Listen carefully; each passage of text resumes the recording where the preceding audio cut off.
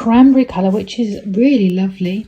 That's what I've got out of the box. I believe this is like the base cap, so that I can drink the drink with, I can remove the motor, which is probably what I will do. There's also some instructions on there. Nice looking, isn't it? It's not as big as I thought it would be, which is a good thing. Let's see how she does.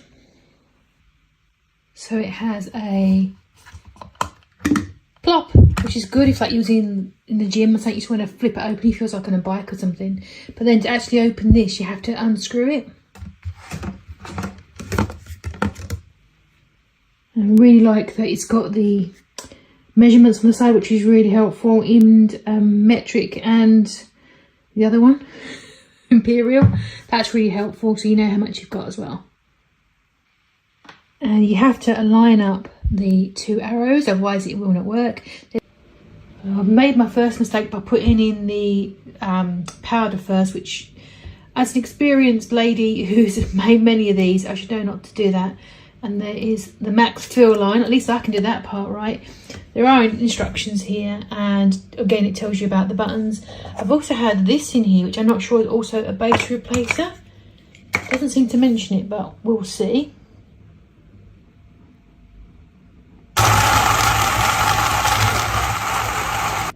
That's definitely thick, 2 C's.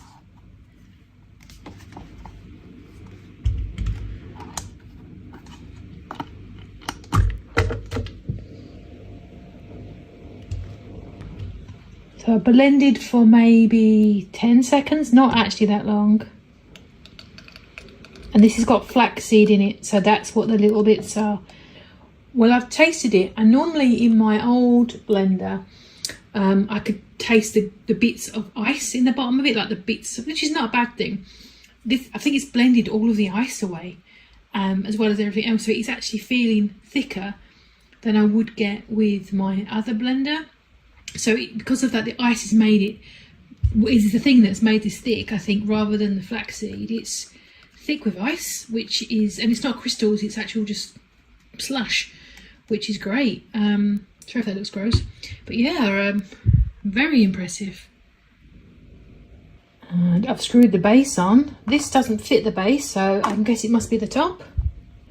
And I rinsed off the blender, and it's actually a protective cap, which I've never seen anyone else do. That is, I wasn't expecting it, and that's pretty smart, because obviously it'll protect your hands from touching it, and also get some that dirt getting in there. Definitely would recommend making sure it's super clean and dry before you do that, though, otherwise it's obviously going to get a bit musty. But there you go, there's my shake with the cap on, the base. It is a bit tricky to get that on and off, otherwise it has to be a tight fit, so bear in mind that make sure you've got it all aligned properly before you do, otherwise it's going to be a bit of a leaker. But super happy, nice and portable, made a great shake. What can I say? There's also, I noticed, some couple of recipes in the brochure as well.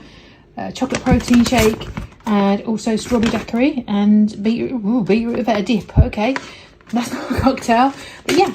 Overall, my personal thoughts are this is, I'm going to say 9.5 out of 10. Many criticisms, I couldn't work out what this was for, but I do now.